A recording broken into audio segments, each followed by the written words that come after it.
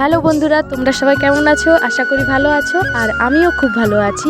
তো এই ব্লগ ভিডিওটা অনেক দিন আগে, সেই কালী পুজোর সময় আমার একটা বান্ধবীর জন্মদিন ছিল, সেই উপলক্ষে গেছিলাম, তাই ব্লগ ভিডিও বানিয়েছিলাম। পোস্ট করতে একটু লেট হয়ে গেল।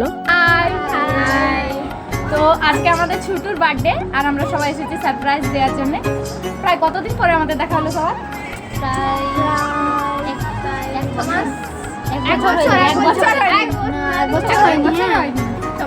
মানে উচ্চ মাধ্যমিক দেওয়া হয়েছে, ঠিক আছে। তারপরে যে যার কাজ নিয়ে ব্যস্ত, আর সবার মানে যতই বলি যে স্কুল লাইফের পরে সবাই একসাথে থাকবো, কিন্তু স্কুল লাইফের পরে আর সবার একসাথে থাকাটা হয় না। মানে সবার সাবজেক্ট আলাদা, কলেজ আলাদা, সবার বাড়ি আলাদা জায়গায়। তো যাই হোক, অনেকদিন পরে ছুটুর বার্থডে হিসাবে দেখা হলো, আর কালী পুজোও দেবো আজকে, তো ওটারও ভিডিও আসবে। তো বল কিছু স্কুল লাইফের কিছু ঘটনা বল। সব থেকে মানে ভালো মজাদার হচ্ছে টিফিন। সবাই আমরা টিফিন নিয়ে যেতাম, ঠিক আছে। একটা বেঞ্চে রাখতাম। कितने तेजस्वी लोग हैं हमारे पास, कितने शानदार विचार रखते हैं। তো যেটা বললাম যে সবাই টিফিন নিয়ে যেতাম আর ভাগ করে খেতাম। এই যে এই ব্যক্তি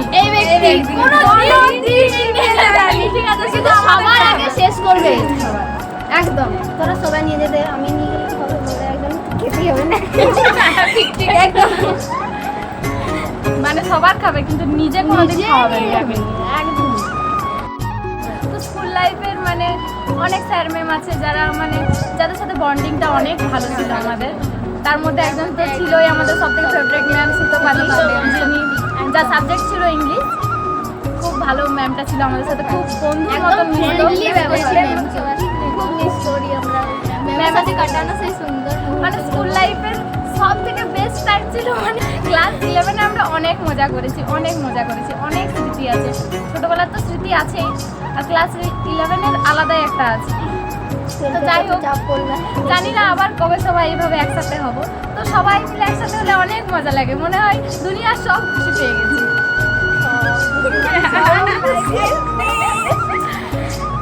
তো ঠিক আছে, চলো ভিডিওটা দেখতে থাকো।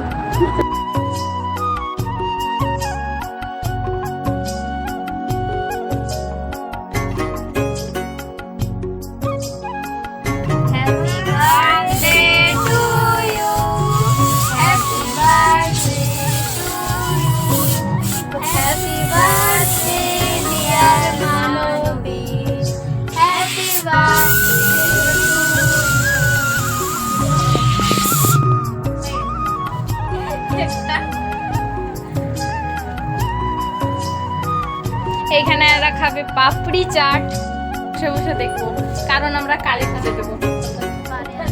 আর এরা এই দেখাবি ফুচকা খাচ্ছে।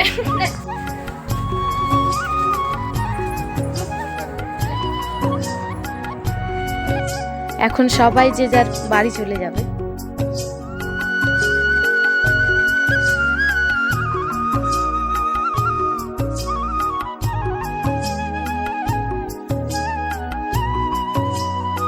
এখানে বাড়ি যাওয়ার জন্য সবাই টাটা করে দিলাম, ঠিক আছে। ওরা বাড়ি যাচ্ছিল, তারপর ওদের মনে পড়লো যে ওদের কাছে ওদের ফোন নেই।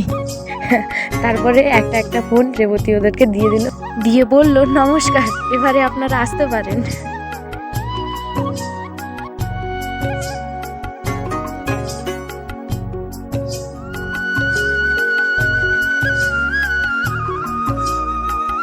ওদেরকে ছেড়ে দিয়ে আমরাও বাড়ির দিকে চলে গেলাম।